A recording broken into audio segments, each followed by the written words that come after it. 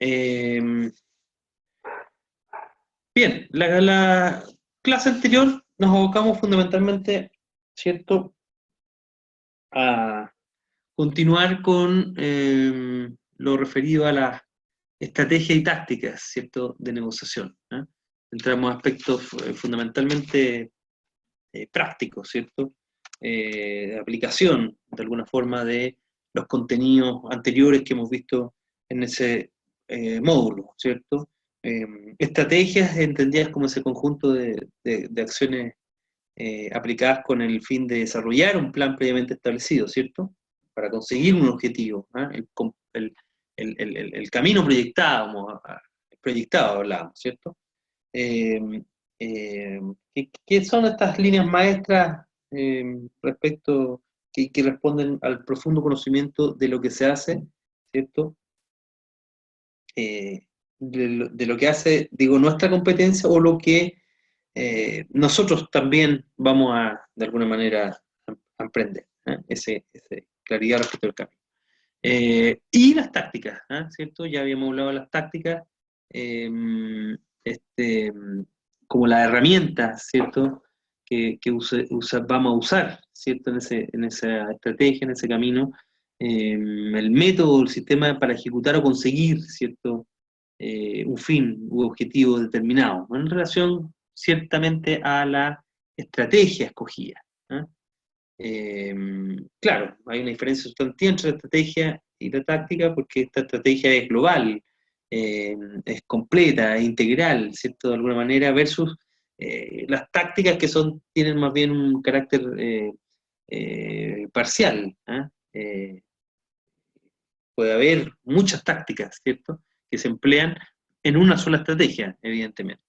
Y ahí nos referimos a las tácticas de negociación, ¿cierto? Analizamos eh, algunos factores claves en el proceso de negociación.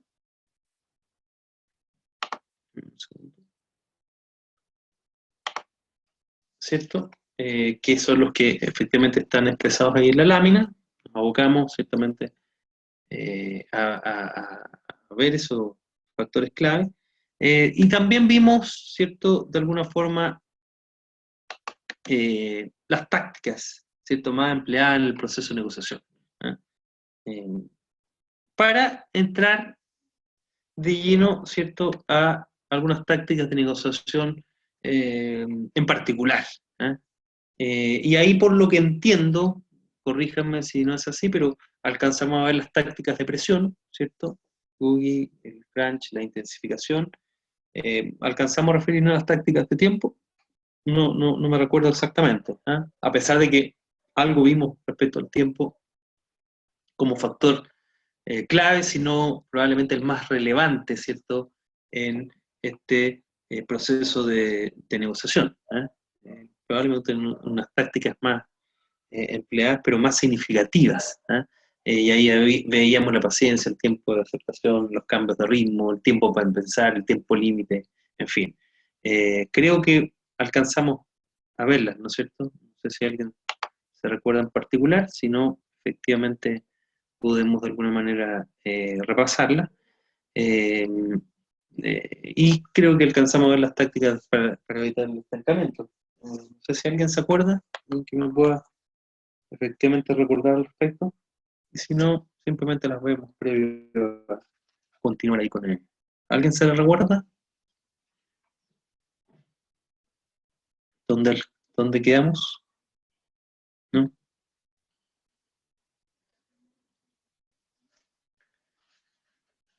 Estábamos ya cansados a altura todos, parece. Pero básicamente, bueno, vimos claramente, alcanzamos a ver las tácticas de presión, eso me acuerdo perfectamente. Y respecto a las tácticas de tiempo, como ya sostuvimos en clases anteriores, uno de los factores clave, ¿cierto?, fundamentales en una negociación es el tiempo. Alguien que no tenga tiempo para negociar, la verdad que no tiene que sentarse a negociar.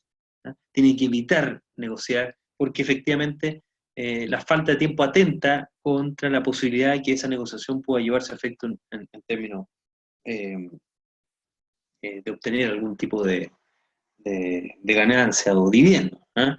Eso lo digo yo con mucha claridad porque efectivamente eh, es así. Entonces, hay un grupo de tácticas, diríamos, de negociación que están asociadas al factor tiempo. ¿Ah? Y efectivamente eso puede concluir en la obtención, ¿cierto?, de dividendos significativos en el proceso negociador, como la señalaba. ¿Ah? Dentro de esa táctica de tiempo está eh, la paciencia, ¿cierto? Y respecto a la paciencia, planteamos que era una virtud, ciertamente, y que en los negocios, si uno se va a ir al ámbito de los negocios propiamente tal, ¿cierto? Es más que una virtud, es una fuente de utilidades abiertamente. ¿Eh? Eh, por eso señalábamos, ¿cierto?, que hay un dicho muy significativo en las negociaciones que dice que el que actúa precipitadamente,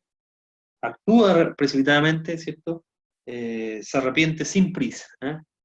¿Eh? Muchos negociadores son impacientes, tienden a ver las negociaciones como un juego ping-pong, decíamos, ¿cierto? Que debe ganarse rápidamente, eh, y eso está mal. ¿Eh? Porque el uso de la paciencia como táctica negociadora puede provocar a la contraparte, entre otras, varias consecuencias, ¿cierto? Como por ejemplo hacer que se hagan concesiones tras concesiones, que emerjan nuevos temas que hay que darle solución, ¿cierto? Eh, Ojo, que el equipo de la contraparte puede dividirse. ¿Eh? Sí, efectivamente, en una negociación y una negociación larga, los equipos negociadores pueden tener esa tendencia a dividirse, ¿cierto? Algunos que quieren seguir adelante con nosotros, que quieren bajarla y aceptar una oferta, piensen, por ejemplo, en una negociación colectiva, o cosas por el estilo. ¿Ah? Eh, Evidentemente el tiempo permite una redefinición de los objetivos, cambian las aspiraciones muchas veces, ¿cierto? Esta negociación empieza a tornarse costosa, ¿ah? Y por lo tanto hay algunos que ya empiezan a clamar por terminarla. Eh, Evidentemente, en todo proceso de negociación pueden entrar o intervenir terceros, ¿cierto? Que van a introducir nuevos puntos de vista. Piensen que de repente cambia el equipo negociador, entonces entra otro equipo negociador y trae, ¿cierto? Consideración otro tipo de aspectos que no estaban necesariamente puestos sobre la mesa, estando ya la negociación un poco avanzada. Dicho de otro modo, se distancia un poco los deseos de la realidad, ¿cierto? Entonces, la paciencia en cualquier negociación lo que va a hacer es producir beneficios, ¿cierto? Y por eso que se considera, eh, ¿cierto?, la táctica de la paciencia asociada justamente al tiempo como la táctica más poderosa en la negociación. O sea, únicamente con paciencia, ¿cierto? Y yo les decía, piensen justamente en la mediación, ¿cierto? Como negociación asistida. ¿Eh? Eh, a mayor tiempo probablemente será mejor los resultados que podamos experimentar. Esto es una negociación de carácter asistido. ¿Eh? Ahora, la pregunta que nos surge espontáneamente, ¿cierto?, es ¿cómo podemos llegar a ser más pacientes en un mundo en que las presiones del tiempo son gigantescas? ¿Eh? O sea, a fin de cuentas, este es un problema de carácter organizacional. El negociador en el frente de batalla, entre comillas, ¿cierto?, no puede ser más paciente que aquellos a los que sirve. ¿Eh? Y esto implica que de alguna manera, ¿cierto?, a nivel organizacional, ¿cierto?, eh, debamos desarrollar la paciencia como una pedagogía necesaria en los caminos que vamos a emprender. ¿Eh? Y eso muchas veces implica que en nuestra organización se comprenda, ¿cierto?, se asuma este valor de la paciencia como fundamental, digamos, ¿eh?, del quehacer cotidiano de la organización. pues eso permite planear con anticipación, ¿eh? Eh, Permite tomar ciertos resguardos de alguna forma, ¿eh? Piensen en una organización, una empresa, probablemente tal, pero que requiere adquirir de alguna manera materia prima, bueno, evidentemente en el proceso negociador, ¿cierto? Puede incluso crearse un elemento vital, fundamental, ¿eh? Entonces, claro, hay algunas empresas que, asumiendo este valor de paciencia, son capaces de adquirir bienes eh, con antelación, ¿cierto? Para el año entrante, es decir, para quedarse sin stock, para permitirse poder negociar los términos, la forma que corresponde, no estar presionados por la falta o ausencia de algún elemento que les resulte indispensable para el desarrollo justamente de la organización. Por lo mismo, estas organizaciones pueden justamente eh, generar comités de adquisición y comités de venta adelantada, ¿eh? Que en el fondo programen cuidadosamente los acontecimientos más importantes para las acciones futuras, ¿eh? Y claro, y hay que asegurarse que los que están esperando los resultados de las negociaciones no esperen resultados de inmediato, ¿eh? Eso, eso es vital. Como todas las tácticas, la paciencia tiene su inconveniente. Hay peligro y costo asociado, sin lugar a duda, ¿eh? Con toda la paciencia del mundo, tal vez no se logre el objetivo que pretendemos, ¿eh? Ese es el riesgo, ¿eh? Ahora, ¿qué se puede hacer para contrarrestar, ¿cierto?, esas circunstancias? Fundamentalmente cuando un oponente está utilizando la táctica de paciencia con nosotros, ¿eh? Nada, es decir, que objetivamente hay que asumir ahí que eh, la posibilidad de reconocer que para él puede ser más difícil que para nosotros. O sea, si nosotros tenemos esta virtud de la paciencia, para él puede ser más difícil esperar, ¿cierto? O no llegar a acuerdos, ¿cierto? De inmediato, ¿eh? Hay que hacerle sentir eso a la contraparte, decirle, "No, yo tengo todo el tiempo del mundo", por lo tanto, dificultarle un poco la... Siempre que nos enfrentemos con un oponente que en el fondo además no está a entender que tiene toda la paciencia del mundo, claro, hay que considerar la posibilidad de fijar plazo, ¿eh? Preparar a nuestra gente, fundamentalmente a los que negocian para sesiones largas, qué sé yo, ¿eh?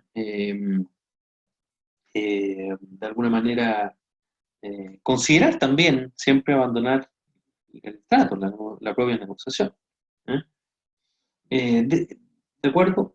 Dentro de las tácticas de tiempo también teníamos el tiempo de aceptación, que es primordial también en una negociación, que nadie tiene derecho a esperar que sus ideas, no importa cuán brillantes sean aceptadas de inmediato por la otra parte. La gente definitivamente necesita tiempo para ajustarse a esas nuevas ideas, ¿cierto? Entonces, eh, nuestras ideas no son, o son nuestra vieja amiga, y tal vez desde ese punto de vista de la contraparte no sean importantes, pero sí son importantes para nosotros, ¿cierto? Entonces, las ideas en nuestras mentes son parte de una red que se extiende hacia atrás en el tiempo, nuestro pasado, y hacia adelante en el fondo del futuro. Y esa idea está ligada a las de la gente de la organización que ciertamente representamos. Entonces, si uno llega con una idea, ¿cierto?, que está en conflicto con la de la contraparte, la primera reacción naturalmente sea la resistirse al cambio.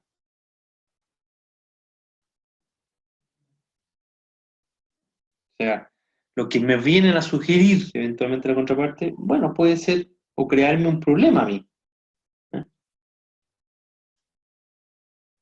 Entonces, un gran número de estancamientos, ya sea en el hogar, en los negocios, sucede porque la gente espera que sus brillantes ideas sean aceptadas simplemente por ser brillantes. Y eso no es así.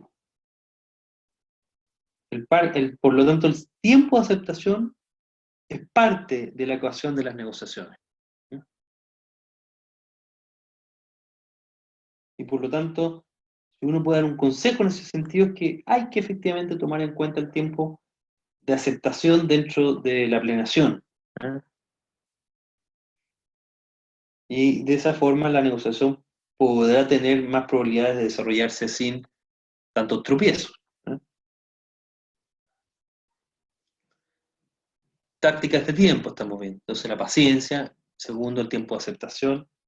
Tercero, tercera táctica de tiempo dice relación con el cambio de ritmo. El ritmo o el cambio de ritmo es un factor de negociación, ¿cierto?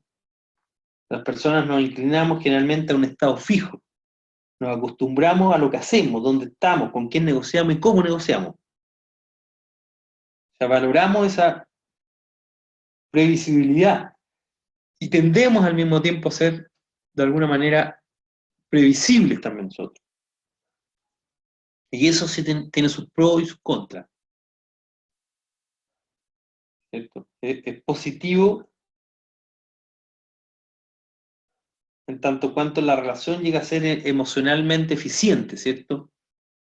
Ahorra energía en ambas partes, pero es negativo desde el punto de vista del modo competitivo, porque no es conveniente que la otra parte esté muy seguro en el fondo del terreno que pisa. Debe estar en el fondo más preocupada que complaciente.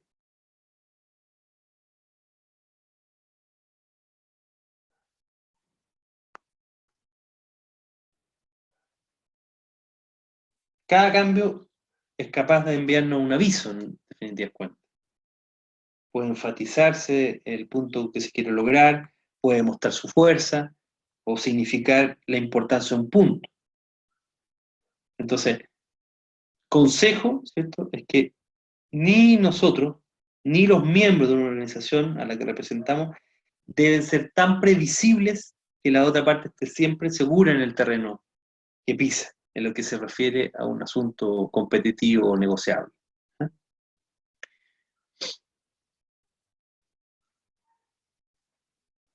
Dentro de estas tácticas de tiempo, ¿cierto?, se suma la paciencia, al cambio de ritmo, a, al tiempo de aceptación, el tiempo para pensar. ¿Eh?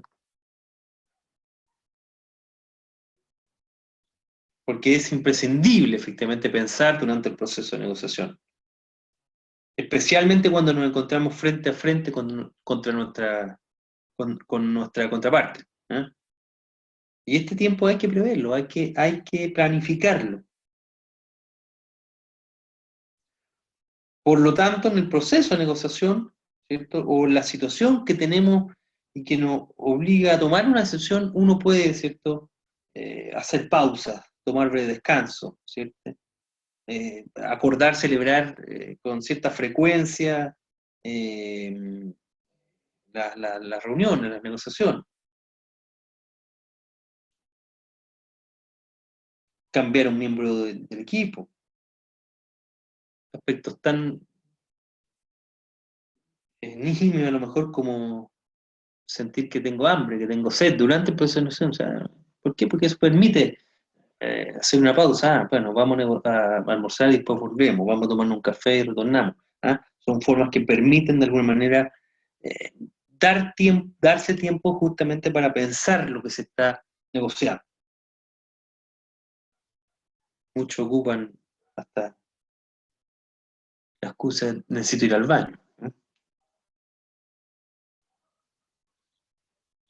Y como última táctica de tiempo, dice relación con el tiempo límite. ¿Por qué? Porque estos tiempos que se establecen, que se fijan, presionan en el fondo a la gente a hacer una elección.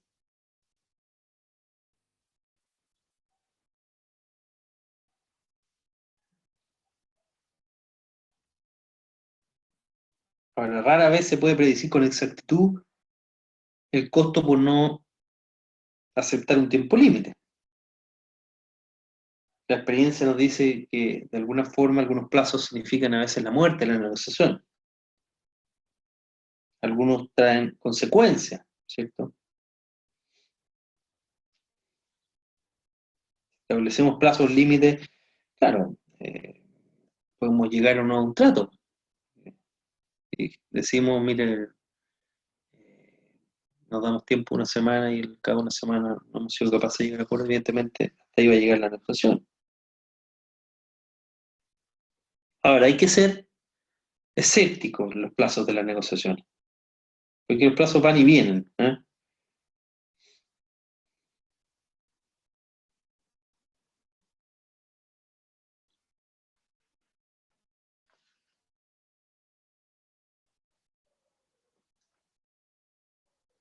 Entonces, ¿aquí hay que hacer? Se pregunta, hay que pensar respecto justamente a esta táctica, a estas variables del tiempo.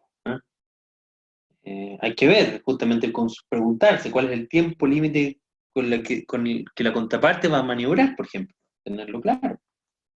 ¿Cuál es el tiempo límite que se ha puesto mi propia organización? ¿Cierto? Y que limita en el fondo la efectividad que yo puedo tener en el proceso negociador.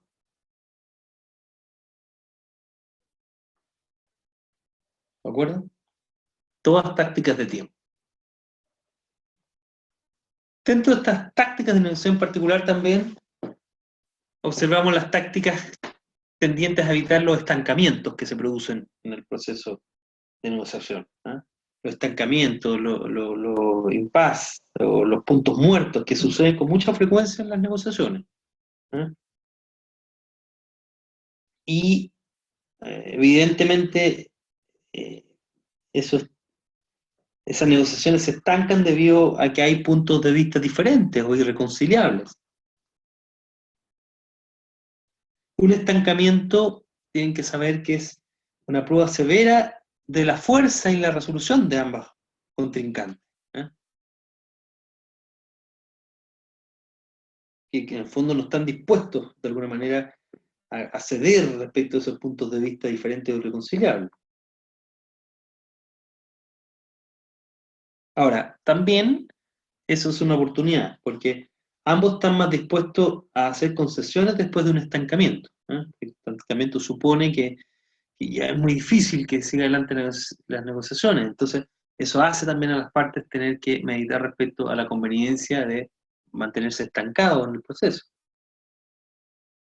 si es que se tiene, por cierto, en consideración o en mente el poder justamente arribar a un acuerdo.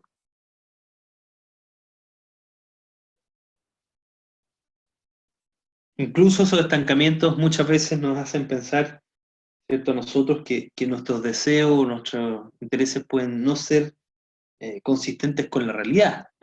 ¿Por qué nos encontramos con un muro entonces al otro lado?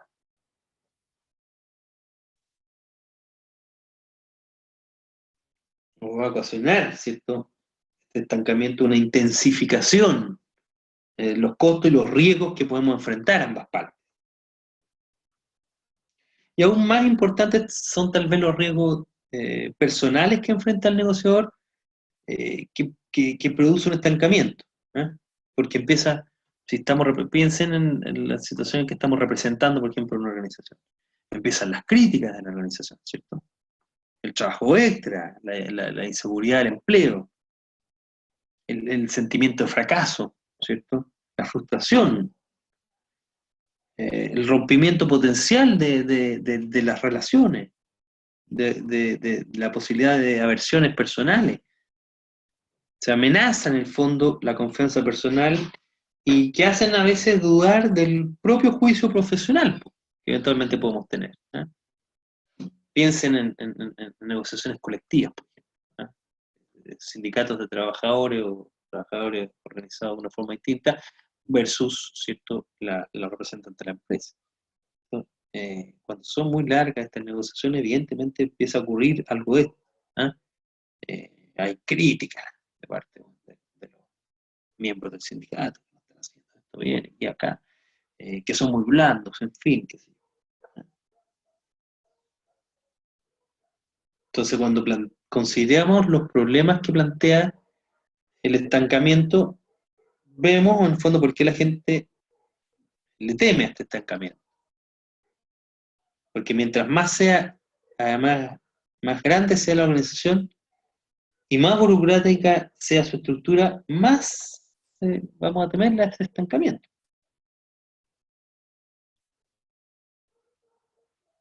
Entonces, resolver una dificultad insuperable es un aspecto de la negociación que con frecuencia se considera extremadamente difícil. todo pareciera indicar que nuestros egos se ven involucrados en la transacción más de lo que es necesario o útil. Y por lo tanto, debemos aprender a abandonar un trato y amablemente a lo mejor regresar a él. En la negociación se aprende como parte de la rutina la necesidad de ser flexibles de alguna forma.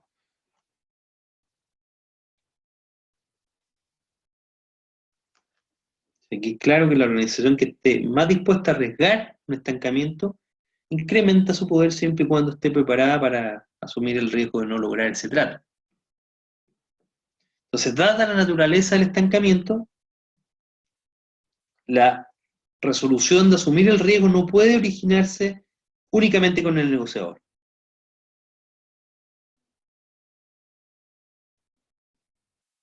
Si piensan, si un jefe le teme al estancamiento, ¿cierto? El negociador también le va a temer al estancamiento. Por lo tanto, parte de la programación en todas las negociaciones, ¿cierto? Esa etapa preparatoria de la cual hablamos profusamente, debe incluir un estudio organizacional profundo, cuidadoso de los puntos a favor y en contra que tiene el estancamiento en las diferentes fases de la sesión.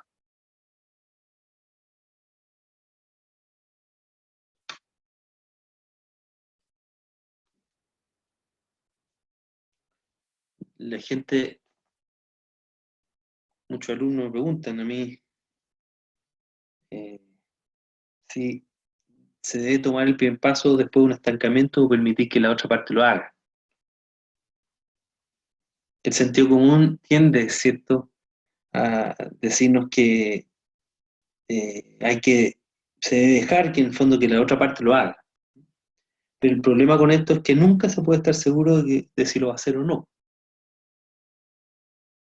De lo único que se puede estar realmente seguro es en el fondo en que el estancamiento va a poner mucha presión sobre las partes y sobre las organizaciones que eventualmente representamos. Entonces, aun cuando, y eso es importante recalcarlo, aun cuando la contraparte no tome o no dé voluntariamente el primer paso, ¿cierto?, lo más probable es que igualmente reciba con agrado si nosotros lo hacemos. Por lo tanto, es importante, ¿cierto?, Eh, analizar eh, con mucha rigurosidad, ¿cierto?, la posibilidad de que eventualmente uno esté dispuesto, ¿cierto?, a dar ese primer paso.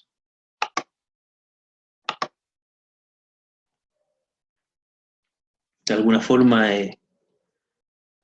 tiene que ver con eso, ¿cierto? Patricia, ceder, pero no ceder en términos de las pretensiones, sino más bien ceder en términos de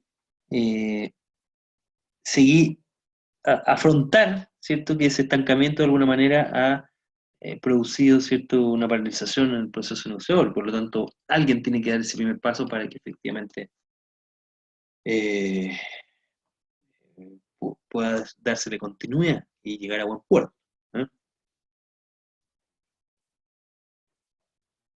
Lo que debemos hacer ahí es pensar lo que podemos decir o hacer para proporcionar en el fondo un medio que abra de nuevo la discusión sin desprestigio, y para que la otra parte escuche. Entonces podremos manejar mejor el problema si en el fondo preparamos el escenario antes de que nos enfrentemos a un callejón sin salida.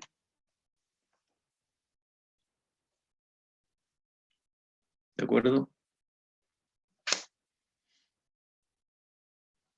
Es fácil esto, evidentemente requiere, por eso le poníamos el acento a esa preparación, a esa etapa preparatoria de la mediación, que es muy fundamental. Preferirlo entrar en el proceso negociador si no somos capaces de darle vuelta a todos los detalles, ¿cierto?, que va a implicar esto. Y dentro de eso está también el plantearse, mira, puede haber estancamiento. ¿Qué hacemos frente a una situación de ese carácter?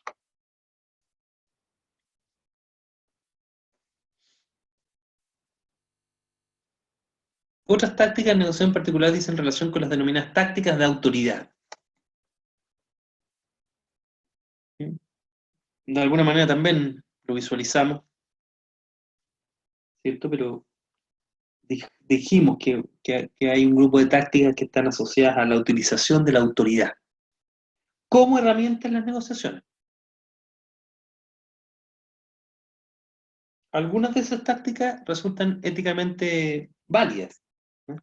Pero otras no lo son. Podrían catalogarse como tácticas más bien sucias.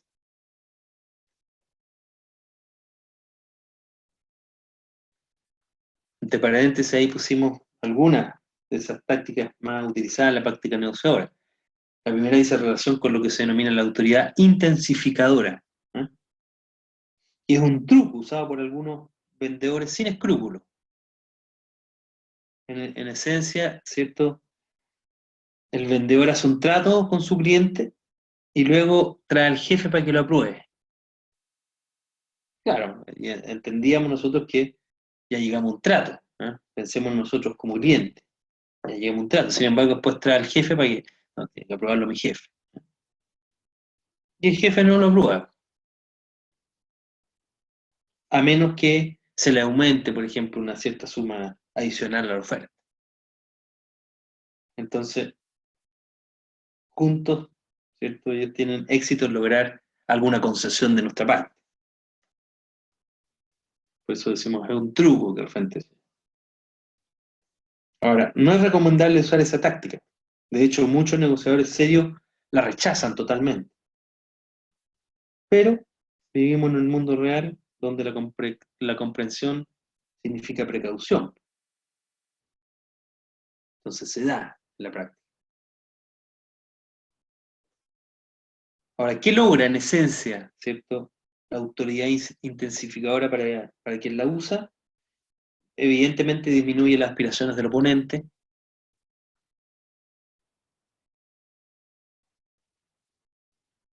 crea desacuerdo en su organización, ¿cierto? Hace que la otra parte haga sus demandas primero, lo va a gastar física, emocionalmente, disminuye la confianza, ¿cierto?, que tiene en sí mismo, le hace perder el tiempo también a la otra persona. No obstante eso, existe un grupo de medidas que uno puede tomar para prevenir ser objeto de esta táctica un tanto fraudulenta, ¿cierto? Podemos contrarrestar la intensificación con intensificación, po. O sea, podemos poner a un personal de niveles altos en la negociación si la otra parte también lo hace. A lo mejor en ese ejemplo no queda tan claro, pero si somos representantes de organización y nuestro me dice, sí, pero esto lo tiene que aprobar el consejo directivo, lo tiene que aprobar el jefe, perfecto. Sí, yo también tengo que, y después de eso el jefe llega a un acuerdo, bueno, y yo también podría decir, bueno, ahora yo soy el que tengo que eh, solicitar la aprobación a mi jefatura o eventualmente digamos, el consejo directivo, ¿no? Contrarrestar la intensificación con intensificación también.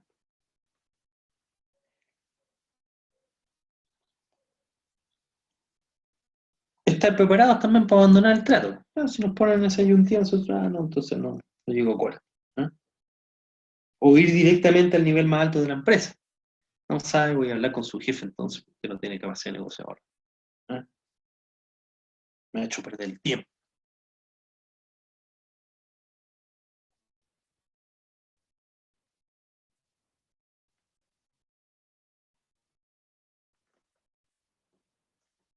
Otra táctica de autoridad es lo que dice relación con la autoridad limitada.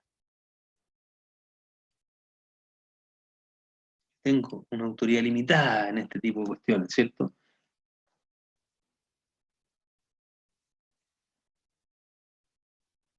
Que nos va a dar la oportunidad, ¿cierto?, de decir no amablemente, ¿eh? No, mire, a mí me han autorizado para negociar hasta estos límites, con estos límites yo no puedo negociar por sobre esto, ¿no? Entonces, claro, es un no amable. Lamento, yo he intentado llegar a un acuerdo, pero no puedo. Me provocaría un problema a mí salirme de los límites que me ha fijado mi propia organización.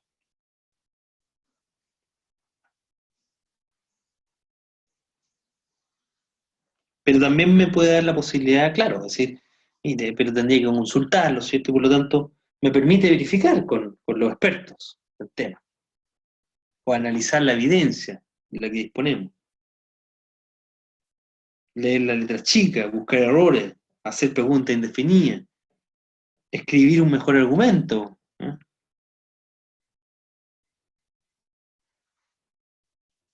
Claro, y la mejor clase de límites son los que vienen establecidos por ley o por las políticas, ¿no? Que además son muy difíciles de manejar porque son muy difíciles de cambiar, ¿no?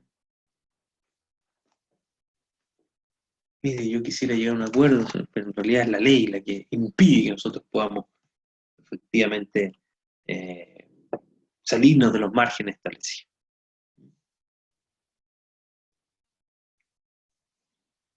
O sea, la primera clase de límite o la mejor clase de límites son los establecidos justamente por la ley o por las políticas públicas, en fin.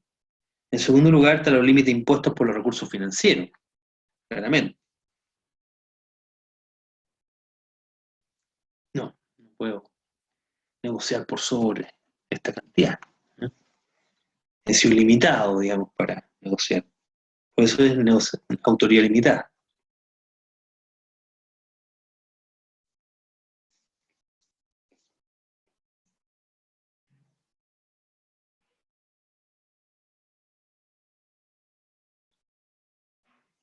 Y una negociación puede tener mucho más fuerza no tener autoridad que tenerla, ¿no? ¿Por qué? Porque al establecer estos límites, evidentemente, son tácticas, ¿cierto? Que permiten que puedan fructificar, digamos, la negociación.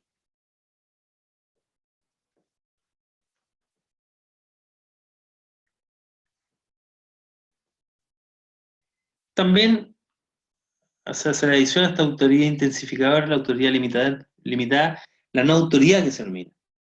Y la pregunta que surge ahí espontáneamente, ¿una persona sin autoridad puede negociar? Y la respuesta,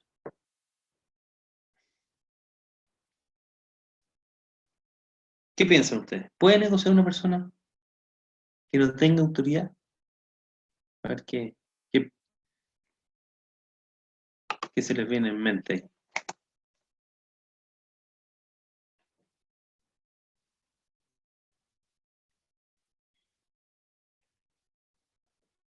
¿Qué piensan? ¿Puede una persona sin autoridad negociar?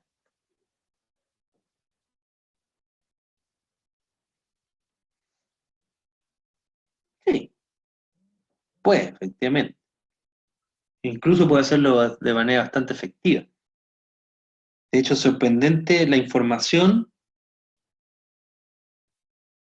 que puede obtener una persona que no tenga autoridad. Aquí el término autoridad está visto más bien desde la perspectiva de la inhabilidad que tenemos para hacer concesiones, ¿eh? Y bajo esa definición, una persona sin autoridad tiene, sin embargo, otra clase de autoridad. Puede representar ante su organización el punto de vista del oponente. Puede participar en la negociación donde ambas partes se benefician. Puede ayudar a establecer cierto apoyo y compromiso.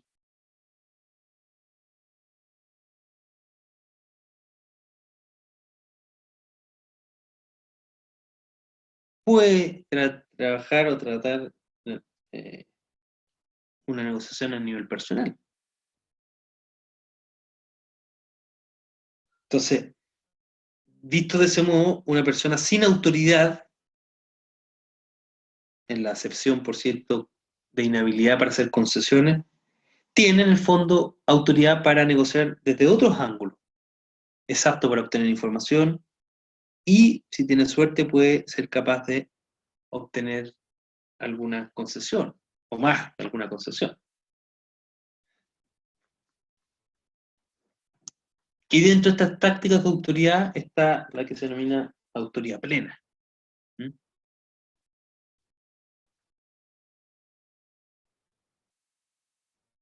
Hace más de 400 años, Sir Francis Bacon les aconsejó a los jefes del Estado que negociaran a través de intermediarios. Estos mismos principios se aplican hoy a los altos directivos organizacionales.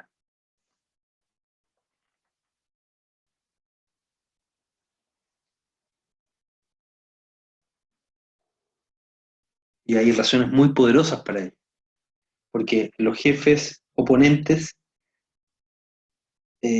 no tienen la misma autoridad, a pesar, ¿cierto?, de que los dos puedan dirigir organizaciones.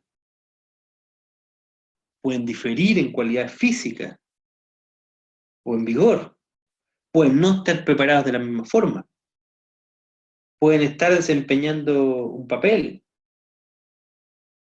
Uno puede ser más seguro que el otro, ¿cierto? Uno puede estar más ocupado que el otro también. Uno puede ser representante de una organización pobre y otro de una organización rica. Uno puede estar más emocionalmente, ¿cierto?, involucrado que el otro. Pueden tener diferentes áreas de especialidad.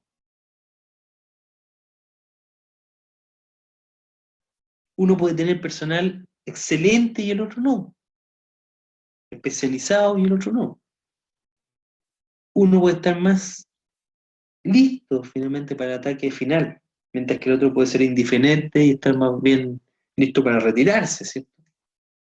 Entonces, a pesar de que, ¿cierto?, eh, los jefes o personas encargadas, ¿cierto?, de negociar, pueden tener la misma autoridad, perdón, pueden dirigir organizaciones, no tienen necesariamente la misma autoridad. Por lo tanto, todo parece indicar que cuando nos referimos a autoridad plena, implica únicamente su capacidad para unir a su organización. Pero la autoridad plena no implica equilibrio, ¿cierto?, en otro asunto. Por lo tanto, los factores que de alguna manera planteé pueden contribuir a un desastre en los negocios. Entonces, las personas con autoridad plena deberían dejar que otros negocien en sus lugares.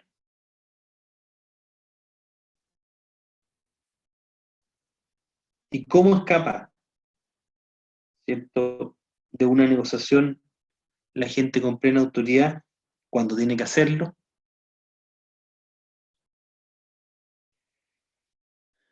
Al igual que todos nosotros, las personas con autoridad plena algunas veces necesitan, ¿cierto?, una salida cuando no quieren hacer una negociación o tomar una decisión, o cuando no debieran hacerlo. Entonces, generalmente utilizan algunos métodos para escapar. Por ejemplo, mire, ¿sabe? No estoy familiarizado con este tipo de operaciones, por lo tanto, no soy más conveniente para negociar en manera de la persona que corresponde. ¿Sabe? Deseo chequear este asunto con el cuerpo directivo. ¿Sabe? Aquí hay un problema legal. ¿Eh? No estoy apropiado de la terminología legal, prefiero consultar con mis abogados, ¿no?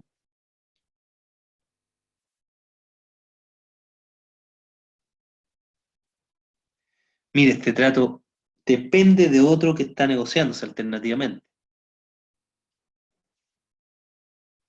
Y una de las mejores formas es simplemente, ¿cierto? La mejor forma para escapar de estas situaciones, ¿cierto?, es simplemente decir no sé o necesito tiempo para pensarlo. Ahora, el problema es que para la persona que está a cargo, ¿cierto?, es el jefe de negociación, es mucho más difícil decir esto que a cualquier otra persona.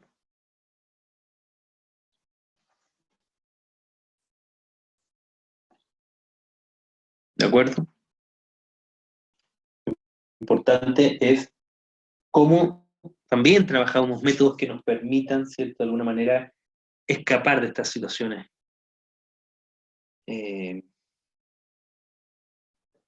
conflictivas. Y eso justamente es trabajar adecuadamente, ¿cierto?, las tácticas para emplear en una estrategia determinada. Bueno, y también existen algunas tácticas sucias, poco éticas, si se quiere.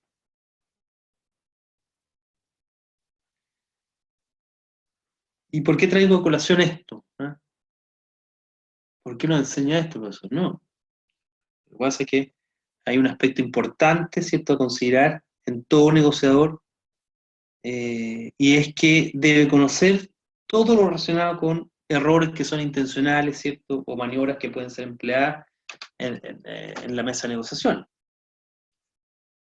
Las tácticas sucias, ¿cierto?, como comúnmente se les llama, podrían definirse como el manejo o manipulación de divisas para llevar a cabo una estrategia y lograr objetivos específicos en la negociación.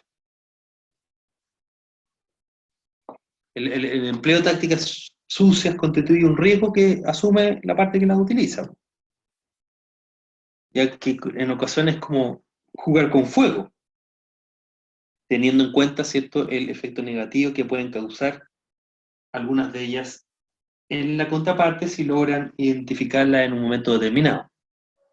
Entonces, evidentemente crean un clima de desconfianza. Es un mecanismo de defensa-ataque muy nocivo, ¿cierto?, para los resultados de la negociación.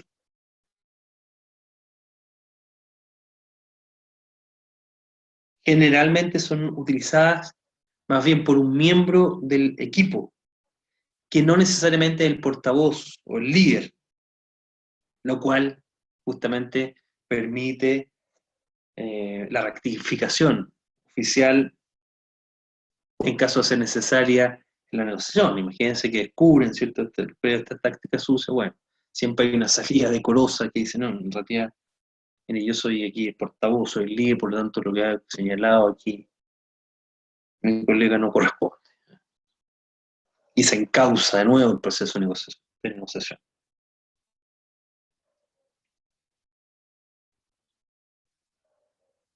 Entonces, más importante, ¿cierto?, que disponer de algunas tácticas sucias, resulta captar inmediatamente qué tácticas de este tipo podría aplicar la contraparte y conocer en el fondo cuáles son las contramedidas que podemos utilizar en cada caso.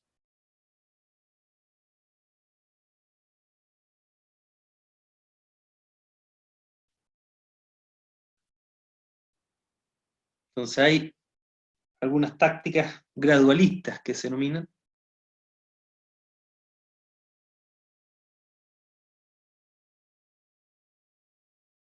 de pedir algo, ¿cierto?, de una vez, lo cual puede asustar a la parte contraria. Voy pidiendo pequeñas porciones, ¿cierto? Y cuando he conseguido una, pido otra más, y así sucesivamente.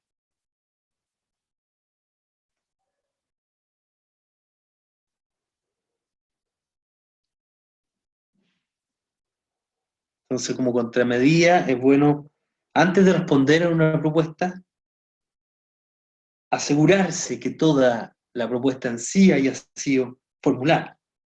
Porque si la parte contraria va a presentar nuevas demandas, nuevas solicitudes, debe manifestarse que abiertamente que esto significa un nuevo juego, revocando las concesiones que hubiéramos hecho anteriormente.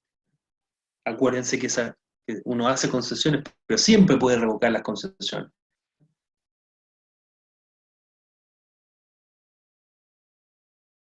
Alguna concesión que hubiera hecho con anterioridad. Entonces, esta es la táctica gradualista que se llama. Está la táctica de la escalada en el último momento que se denomina, que es aquella que cuando la negociación está prácticamente cerrada, una de las partes intenta cambiar el acuerdo en beneficio suyo.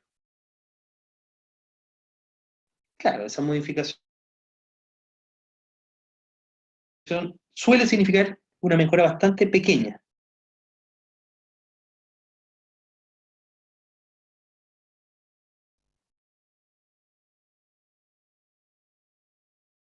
Pero es lo suficientemente.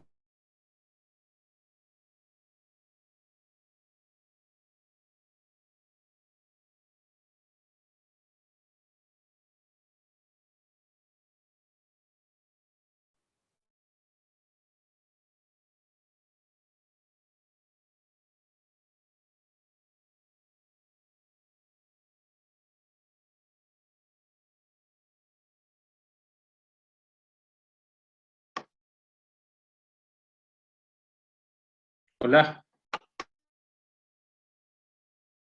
¿me, me escuchan? Sí, y algo pasó, ¿eh? Algo efectivamente pasó ahí. Está- ¿Logran ver nuevamente la...? Sí, perfecto.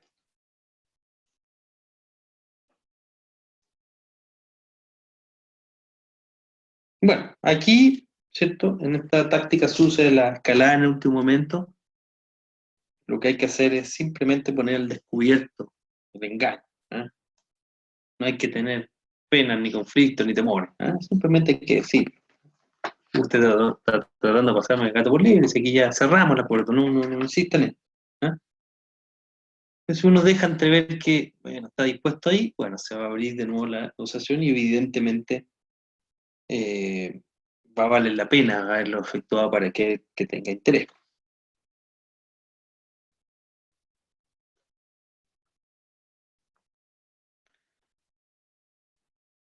Otra táctica sucia es esto que se llama, y no es oro todo lo que brilla, ¿cierto? No todo lo que brilla es oro, ¿eh? No hay, esto quiere decir que no hay que dejarse atrapar mentalmente por una oferta que en principio puede ser muy atrevida, ¿cierto? Pero que luego se va revelando progresivamente como menos sugestiva. Tanto la escalada, ¿cierto? En último momento, como no todo lo que veías oro, ¿cierto? Son tácticas que están relacionadas, ¿eh? Ahora, la principal diferencia entre las dos es la elección del momento preciso para su utilización. La escalada, como bien lo dijimos, se emplea al final de la negociación, mientras que no es oro todo lo que brilla, ¿cierto? Se aplica al principio de la negociación. Y esto hace que la táctica eh, no es oro todo lo que brilla, ¿cierto? Sea más aceptable que la escalada, aunque ninguna de las dos sea recomendable. Si estamos en presencia justamente de una táctica de estas características, tenemos que protestar enérgicamente, ¿no? ¿Ah?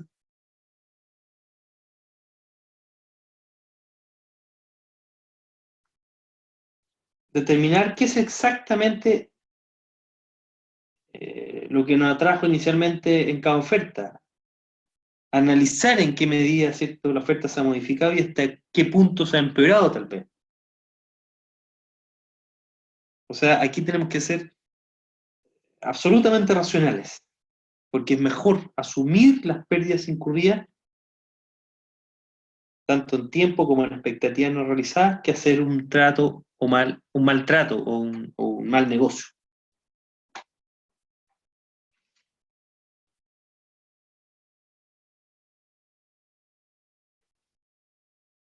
¿De acuerdo?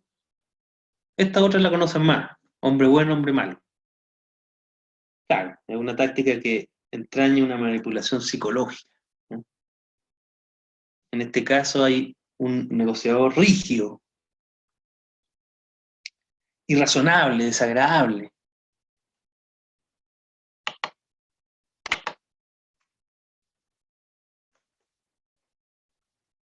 Su compañero de equipo, sin embargo, es todo lo contrario, ¿eh? Es un ángel, ¿eh? ¿Cierto? Es razonable, agradable. Casi parece que está de nuestra parte, ¿cierto? Que es un compañero de equipo. Todo lo contrario a este otro hombre malo. Claro, como dice Patricia.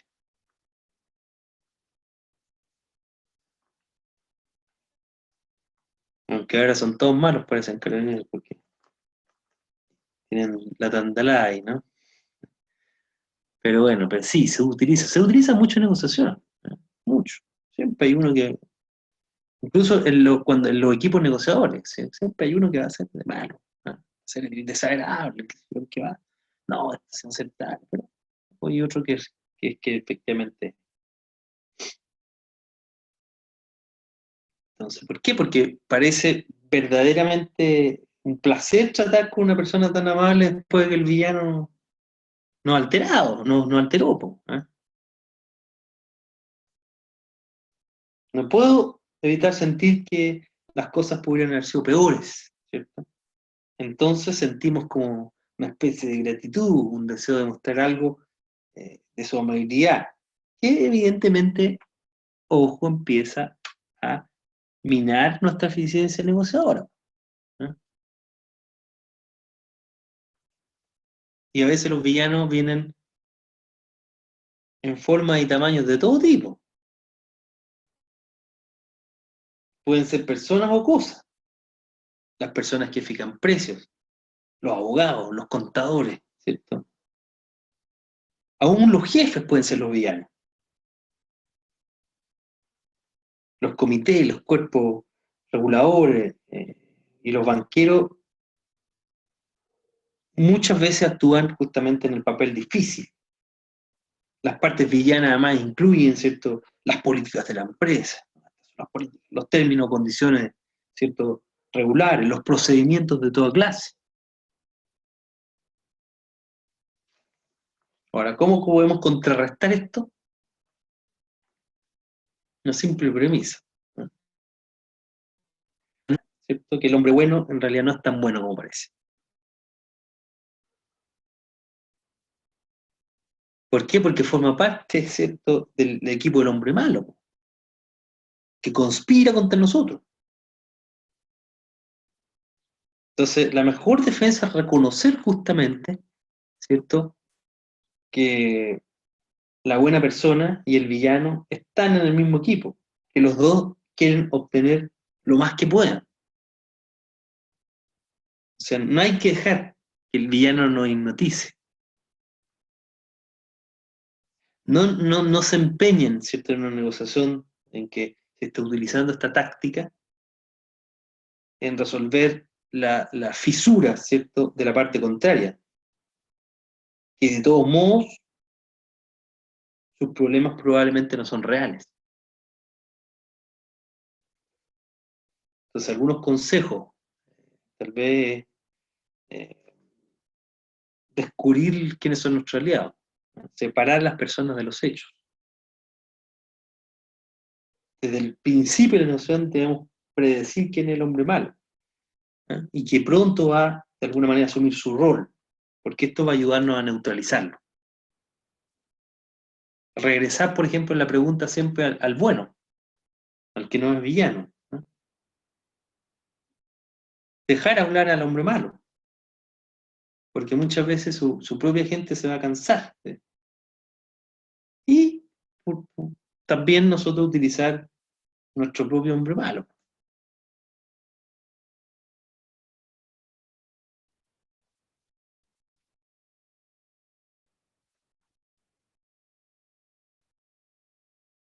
Otra táctica sucia, ¿cierto?, dice relación con esta autoridad ambigua que ya vimos, los poderes restringidos que tiene. sucede muy a menudo que alguien que dice tener la autoridad para aceptar un acuerdo, en realidad no la tenga. Entonces, que nos plantee esto que señalamos, ¿cierto? Hay que someterlo a la ratificación por parte de una autoridad superior. A veces, sin embargo, un negociador, ¿cierto?, sugiere que tiene menos poder de lo que en realidad tiene. Y esto le da la oportunidad de reconsiderar volver atrás, de presentar nuevas demandas, ¿cierto? Se le hace más fácil adoptar una postura rígida, pues aparentemente no tiene autoridad para hacer. Entonces esta posición le permite obligar a la contraparte no solo a convencerlo a él, sino también a su lejano jefe. Entonces, ¿cómo se contrarresta esto? Asegurándose antes del inicio de la negociación o en la primera negociación, asegurándonos y preguntando expresamente qué poderes tiene la parte contraria.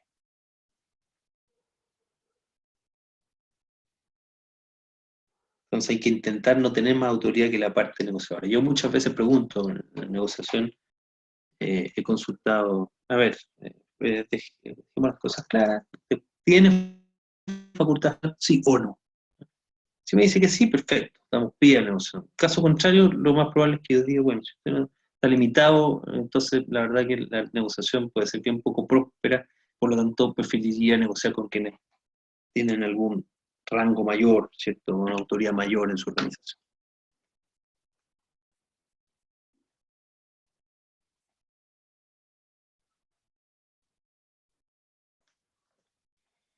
Otra táctica, ¿cierto?, sucia es la maniobra del hombre ausente, que se denomina.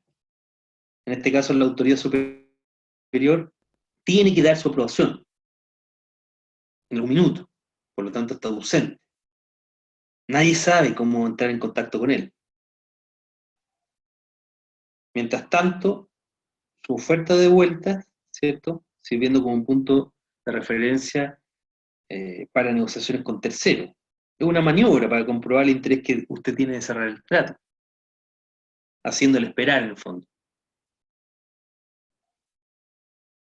Y si usted espera hasta una fecha tope, puede que retrasen el trato. Y solo en un lapso muy corto antes del plazo le informan que el trato debe ser negociado. Entonces, aquí importante es que nosotros condicionemos nuestra última oferta a una fecha tope. Y diciéndolo muy claro, si venció el plazo, la persona con autoridad sigue sin aparecer, entonces revocamos el trato. Y alternativamente podemos identificar a la parte contraria que mientras siga ausente la persona con poderes decisorios, poderes suficientes, nos vamos a considerar libres para negociar con otra persona u organización. Esto se da mucho en los negocios también. Oiga, yo quiero comprar la casa, pero mire, tengo que esperar que llegue mi socio. Claro, perfecto, yo negocio con usted, pero mire, saque, le doy una fecha límite, fecha en la cual yo entiendo que se revoca. O, perfecto, no tengo toda la intención de poder llegar a un acuerdo con usted, pero mientras este acuerdo no se cierre o mientras la persona, su socio, no llegue y estampe su firmita aquí, yo tengo derecho a negociar, a sentirme en condiciones de negociar con quien quiera. Y si tengo una buena oferta o alguien me iguala a esa oferta, simplemente voy a llegar a un acuerdo con él. Es una forma de contrarrestar, ciertamente. Otra táctica sucia que pusimos ahí, disculpe mi inglés, claro. Nunca, nunca hay que negociar en un idioma que no se hable con fluidez.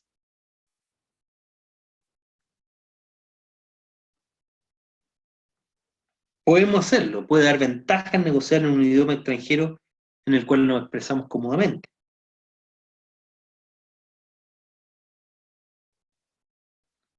¿Mm? Pero lo ideal es que seamos capaces de negociar en un idioma que manejamos, ¿cierto? Claro, esto también tiene sus ventajas. Muchas veces uno puede por no dominar completamente, ¿cierto?, el idioma, puede culpa, ¿cierto? Y señalar que estoy hablando un idioma que no es el mío. Por lo tanto, rogar a la contraparte que repita preguntas difíciles. Y de ese modo tenemos más tiempo también para encontrar una buena respuesta e incluso para volver atrás, ¿cierto?, sobre un compromiso. Lo siento, no entendí bien. O eso no es lo que quería decir. Quiero expresarme adecuadamente. ¿Eh?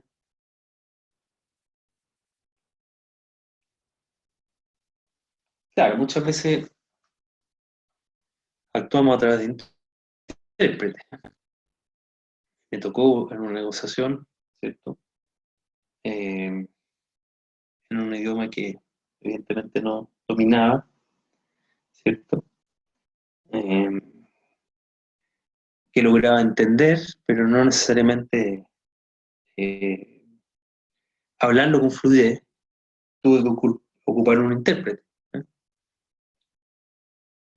Pero evidentemente el intérprete no tenía las habilidades o capacidades que yo tenía, y por lo tanto no expresaba, ¿cierto?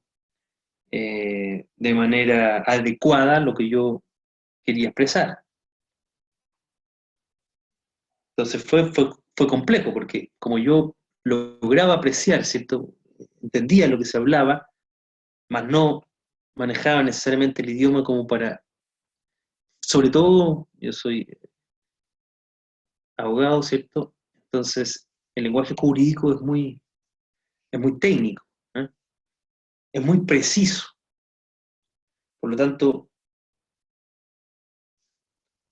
es necesario expresar, ¿cierto?, las cosas adecuadamente. Entonces, fue una desventaja, evidentemente. Me obligó a cambiar derechamente de intérprete. La chica la intérprete era magnífica, probablemente, sí, pero no era abogada, entonces no manejaba un lenguaje técnico y era necesario para el tipo de negociación que estamos emprendiendo. Porque claro, ella no lograba entenderme, ¿cierto? Adecuadamente, ¿cierto? Lo que yo quería, lo que estaba diciendo. ¿Por qué? Porque no manejaba ese lenguaje técnico. ¿Eh? Entonces, si yo hablaba de una demanda, si yo hablaba, no sé, de prestación X, qué sé yo, la verdad que ella no sabía exactamente a lo que me estaba refiriendo o cuál era el sentido, ¿cierto? El contenido de la palabra que expresaba. Entonces fue complejo porque ella me planteaba a mí algunas cuestiones que no necesariamente, que me hacía preguntas a mí como para poder tratar de especificarle. Y yo me daba cuenta, digamos, cuando estaba hablando ella, que no estaba dándole el sentido que efectivamente yo tenía que darle a esa negociación.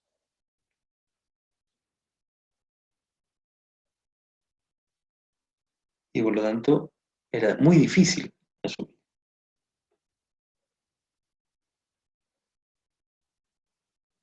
La mediación intercultural es un elemento importante, todo cuando habla un dialecto que no se maneja. Entonces hay que entender la cosmovisión también.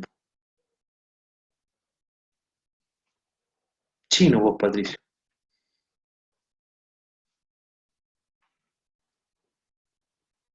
Ahí está el power. ¿Eh?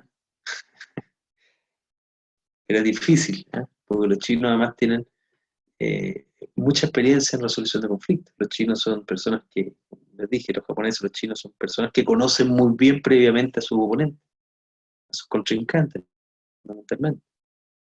Eh, por lo tanto, un chino no hace negocios si es que a usted no le cae bien, si ve que no habla con franqueza.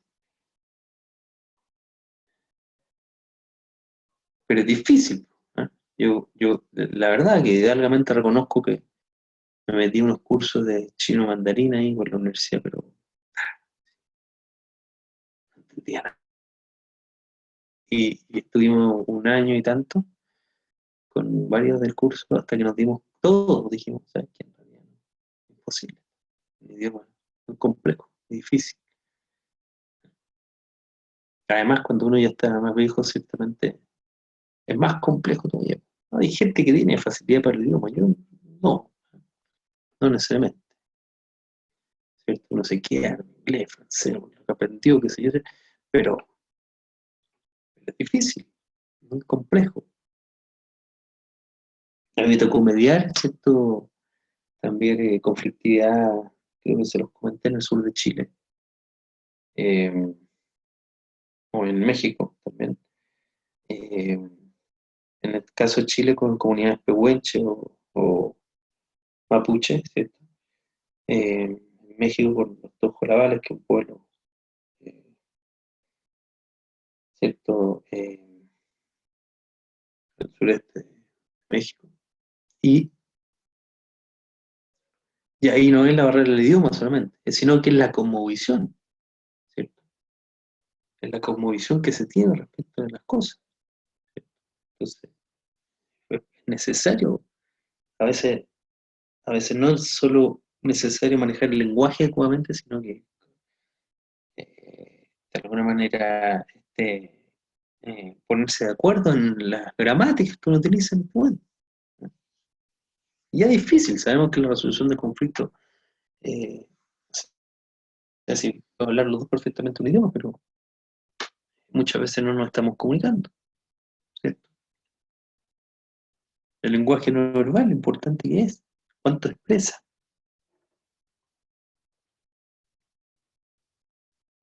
Entonces, claro, cosas como muy básicas, por ejemplo, como eh, mediar la conflictividad, por ejemplo, en una de las más simples, como solamente para ejemplificarle, ¿ah? Pero la conflictividad en los colegios, donde, por ejemplo, en la zona sur, en zona San Juan y Quilacahuín, ¿cierto? En Osorno, comunidades eh, huilliches, huilliches, eh, claro, la cosmovisión de estos pueblos originarios, de este pueblo originario, eh, está el respeto fundamental por la Pachamama, por la tierra, ¿cierto? Y por lo tanto, todo lo que se incorpora al suelo es como devolverle la mano, o sea, agradecerle, ¿cierto? A la Pachamama, ¿eh? Entonces, el gran conflicto que tenían los colegios, los que existían estos chicos, es que los niños no tenían un respeto, a juicio de ellos, por el medio ambiente. Tiraban los papeles al suelo, todo iba al suelo. Entonces, claro, porque en su cosmovisión era una forma de, ¿cierto?, congraciarse con la Pachamama, con la tierra, ¿cierto?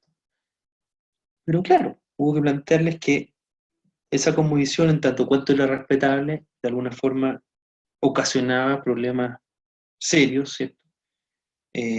Porque claro, una cosa es devolver probablemente un alimento que es de fácil descomposición, ¿eh? Una cáscara de fruta, pero distinto es tirar, es arrojar plástico, ¿eh?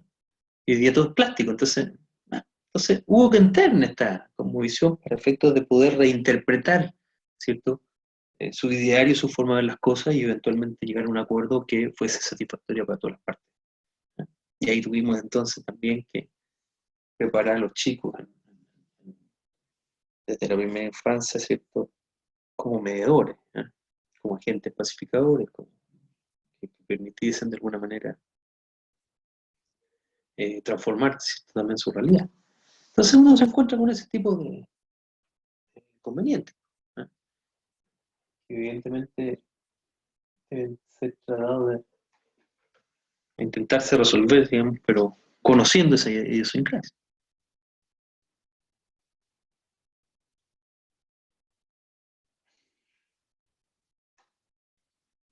En fin, bien, ¿eh? Eh, disculpe mi inglés, ¿cierto? Después tenemos también otras tácticas de este mismo carácter que dicen relación con lo que denominamos ahí, pusimos la información que había al cielo, ¿eh? Típico.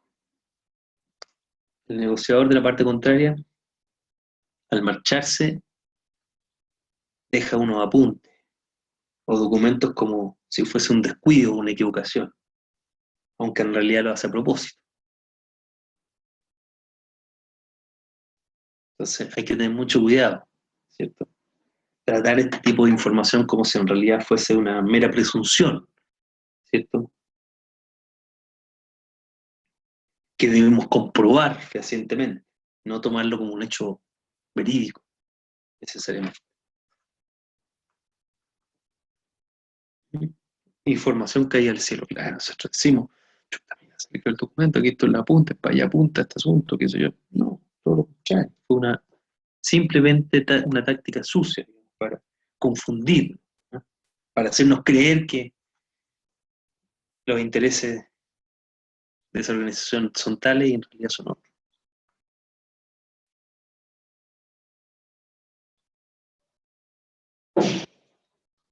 Otra táctica es operación sonda que pusimos ahí, ¿no? El negociador A quiere negociar con nosotros en alguna ocasión a futuro, a fin de obtener información sobre nosotros, como por ejemplo qué clase de negociadores somos, cuáles son nuestras posiciones, nuestros argumentos, ¿cierto? Envía un negociador B para negociar con nosotros. Y aunque B no tiene ninguna intención de llegar a un acuerdo con nosotros, nosotros no sabemos que A y B están relacionados entre sí, ¿no? Entonces nos sondean, ¿cierto?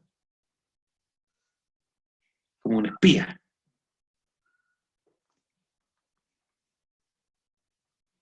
Y otra táctica, ¿cierto? Dice relación con los hechos falsos. En ocasiones se hacen declaraciones o interpretaciones falsas, ¿cierto? Se inventa la información para tener un determinado resultado en la negociación. Especial atención aquí hay que prestarle, digamos, a los promedios, estadísticas que nos tiran.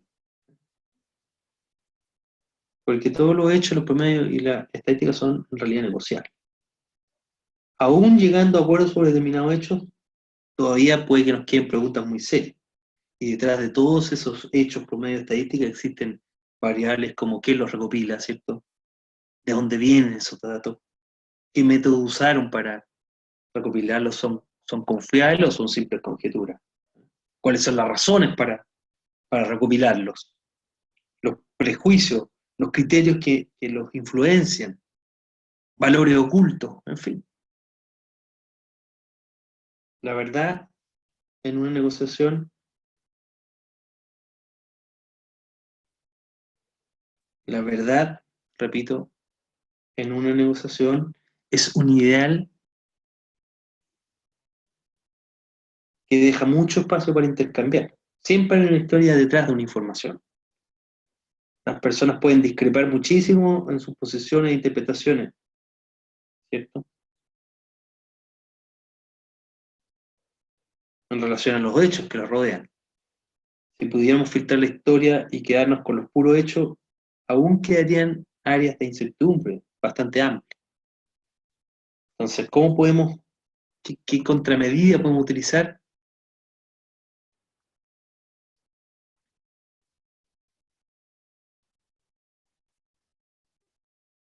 Hay que pensar que los hechos están orientados hacia el pasado, mientras que las negociaciones están orientadas al futuro. Y los criterios acerca del futuro siempre están sujetos a regateo. Entonces, no demos por verídica ninguna declaración, información o cifra, por muy elaborada, muy bien presentada que esté. Hay que verificarlas. Hay que partir desde el principio, porque nadie ostenta en realidad el monopolio de la verdad. Hay que separar aquí el problema de las personas, no permitir que alguien trate nuestras dudas como un ataque personal, ¿eh?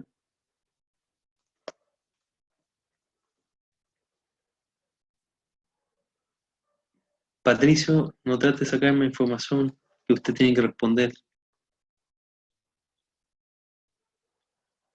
en el trabajo final.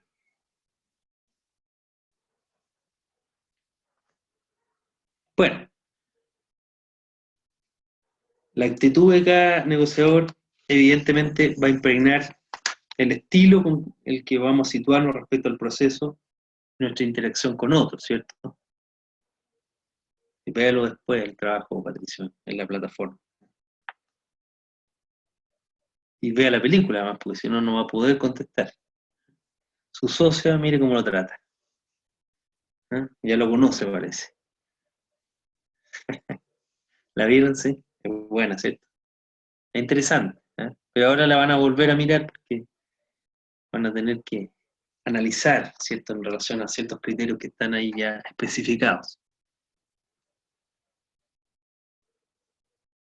Bueno, y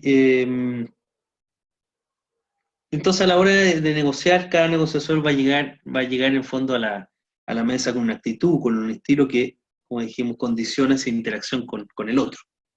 Y el estilo hace referencia a los componentes más subjetivos, ¿cierto? Del método de negociación. Los que mejor definen, en el fondo, a los negociadores. Los que más nuestra identidad y talante interpersonal, la actitud del negociador, se sitúa respecto al proceso. Y respecto, por cierto, a la interacción con el otro, con la otra parte negociadora en este caso. Y dentro de los estilos, ya lo dijimos, ¿cierto?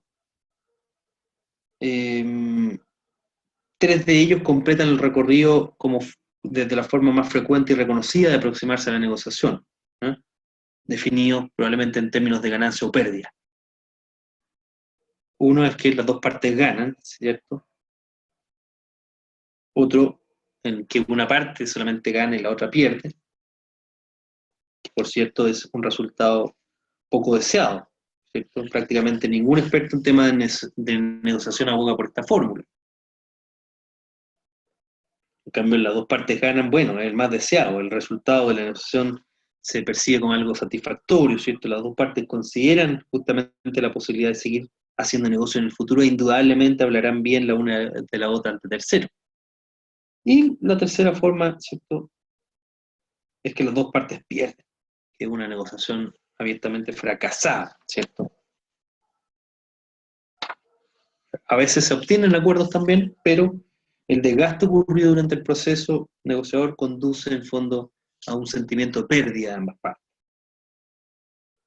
Y el estilo negociador tiene mucha incidencia en la motivación con la que se emprende el proceso. Porque la motivación correcta en una negociación va a ser aquella que nos va a guiar, ¿cierto?, a los negociadores a un fin relativo al objeto de la negociación, a la mantención de la buena relación entre las partes, a un progresivo aprendizaje o mejora personal, ¿cierto?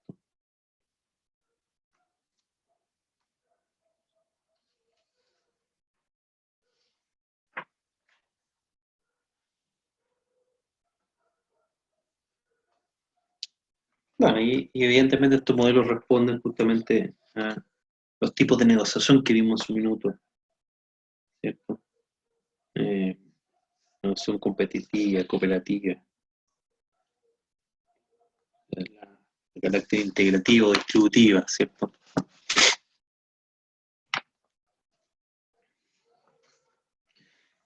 Bueno, hacia el final también de, de los contenidos que repetimos del módulo, muchos de los cuales no están expresados en las clases propiamente tal, pero hay una crítica, ¿cierto?, que es importante que vean también al modelo de Harvard, ¿eh? ¿Cierto? Y que plantea de alguna forma los tipos de negociación posicionales, duros, blandos, en fin, y que define básicamente la negociación como un proceso enfocado a resolver los problemas y a la orientación de la obtención de satisfacción de intereses de las partes, ¿cierto? Eh, Probablemente la aportación más destacable del modelo Harvard, ¿cierto?, y que supuso una auténtica revolución en el mundo de la negociación, consistió precisamente en superar este estilo de negociación posicional y proponer un método articulado en el fondo sobre la base de la comprensión de los principios e intereses que inspiran a las partes que negocian, creando en el fondo un explícitamente diseñado para obtener resultados.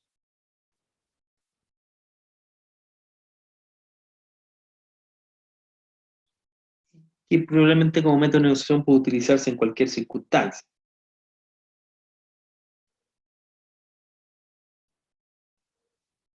Pero que tienen base justamente los intereses de las partes. Una conciliación de intereses, de acercamiento de posición, que básicamente tiene 4 principios básicos que ustedes probablemente deben conocer, que es separar a las personas de la controversia, ¿cierto?, del problema, centrarse en los intereses y no en las posiciones, propiamente tal, generar diversas opciones, ¿cierto?, antes de tomar la decisión de cómo proceder, e insistir en que el resultado sea base en algún criterio o estándar objetivo. Ahora, reconociendo, ¿cierto?, el aporte de Herbert, yo le hago una crítica, ¿cierto?, fundamentalmente a este modelo, porque bueno, ¿cierto?, nació en la Escuela de Negocios de Harvard, ¿cierto?, que crea el marco eh, teórico de la negociación, pero que se aplica a básicamente negociaciones de cosas, ¿cierto?, sustantivas, materiales o servicios, que evidentemente tienen su origen en la economía de libre mercado, que invade, por lo tanto, con su postulado luego a las ciencias sociales, pero, pero con conocimientos más bien siempre lógicos, racionales, calculadores, a veces egoístas, ¿eh? Eh, que exacerba muchas veces el individualismo sobre lo colectivo, ¿eh? En circunstancias que muchas veces, ¿cierto?, se plantean cosas harto más básicas que eso, en un proceso de negociación o en un proceso de, de mediación, ¿cierto?, entendido como negociación asistida. A veces no están en juego necesariamente cosas sustantivas, materiales o servicios, sino más bien cosas inmateriales, ¿eh? En los casos que, por ejemplo, les di ejemplos, algunos muy breves, pero en mediación ustedes lo ven cotidianamente, a veces simplemente se plantean cosas básicas, como les digo, como la necesidad de ser respetado, ¿cierto?, la necesidad de ser valorado.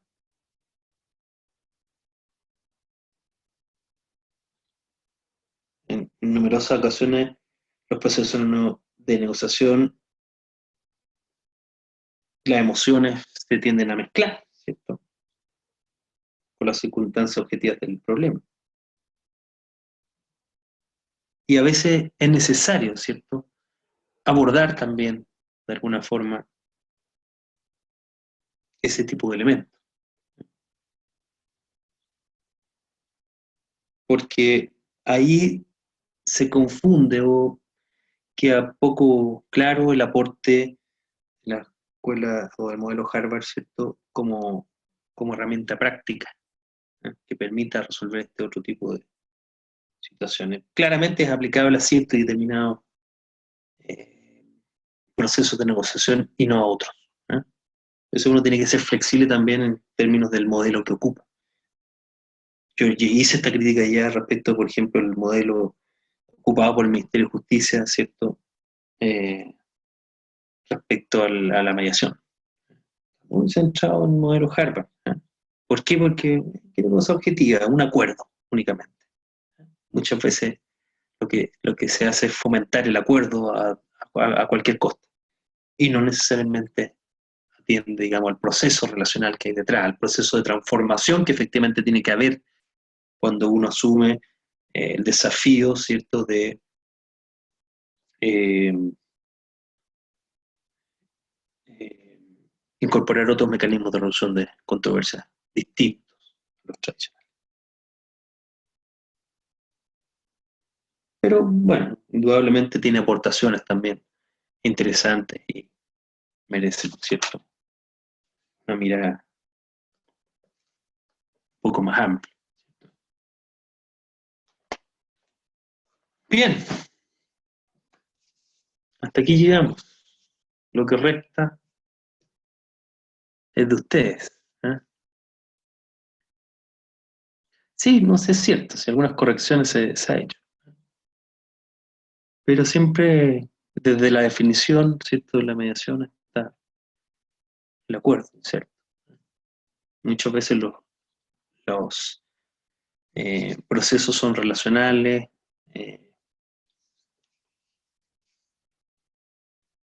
Profe, algún librito para ahorrar en este, ahondar, ahí sí. Vean la bibliografía que les mandé. Ahí hay algunas cosas y hay algunos sitios bien interesantes, ¿eh? Que les puse. Hay mucho texto eh, eh, o ejemplos prácticos que están en estos portales que les envié. ¿Eh?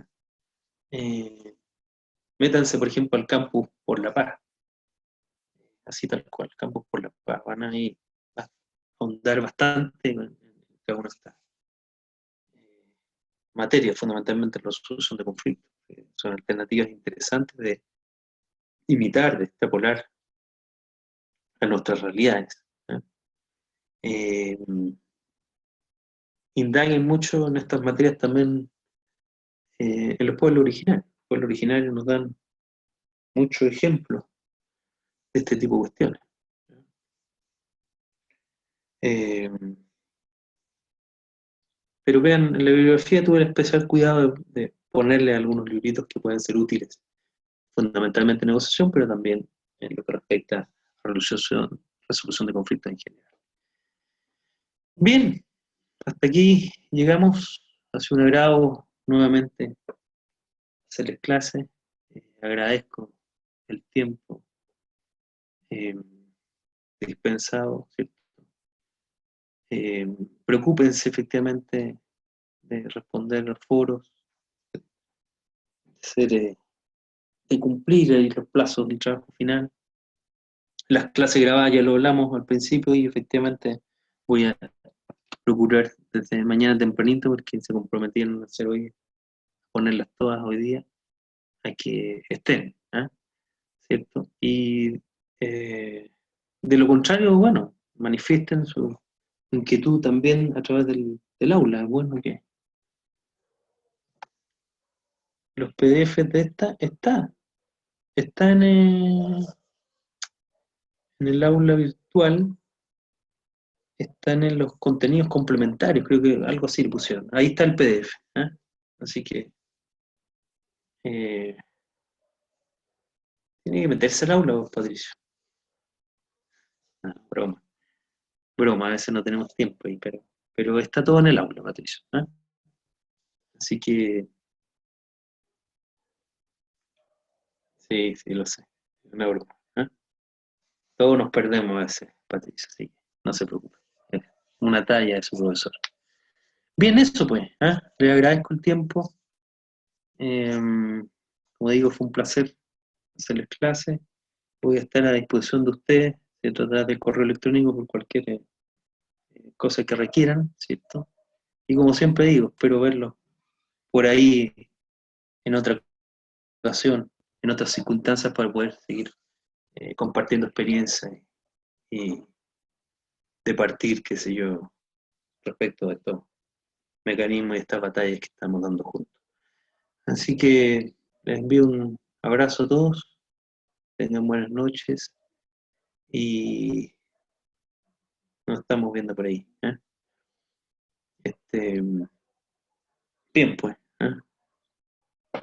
Pongo las notas también del módulo anterior y espero que efectivamente tengamos mejor suerte aquí en el envío, en el aforo y en el trabajo. ¿Eh? Suerte también para todos ustedes. Pues. Un gran abrazo. ¿Eh? Que estén muy bien.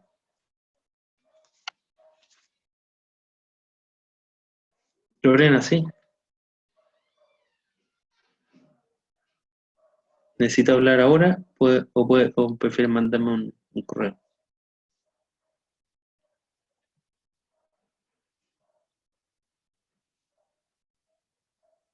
Ujú. Bien, dime qué necesitas, si quieres, esperemos que el resto de los compañeros salga y conversamos. Déjame de todas maneras.